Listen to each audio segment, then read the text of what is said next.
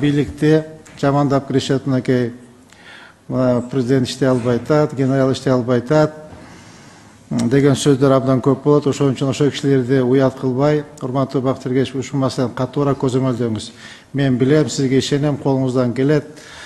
Могу көмүр боюнча дагы абдан катуу киришиңиз, кампаларга барып көрүңүз, өзүңүз мынакей барып көрүп, өз көзүңүз менен көрүп, канча көмүр түштү аны көрүңүз. Тиги Газпром боюнча эми булар боюнча сөз жок, буларга мен ишенбейм. Анан кечээ эми тиги Абдилдаевка эмне үчүн, за какие заслуги танк медалын бердиңер, аны да билбейм. Кышында мынакей газ жок, газ өчүп калды, ошон үчүн бердиби? Эми ал маселе биз үчүн караңгы. Ушул мынакей газ маселесинде мынакей быйыл абдан тартыш болот. Прогнозга караганда мына суук болот деп атат. Күн суук болсо, кар улуу түшсө, свет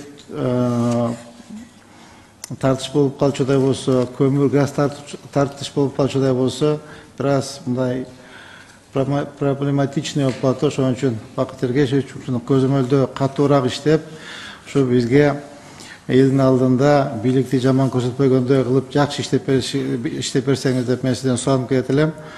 Анан ушу газ боюнча өткөндө да былтыр да жыйында айттым элем. Ушул газохранилищелерди куруп, ЖЖН газды алып келип, ушундай жумуштарды жасаса болот беле деген маселени көтөрдүм элем. Тилекке каршы эч кандай жооп болгон жок. Азыр мына эл карап турат. Ушу кыш маселесин Кудайым буйруса, жакшы кыштан чыгып алсак, элге да, журтка дагы бети өчүркө болбойт.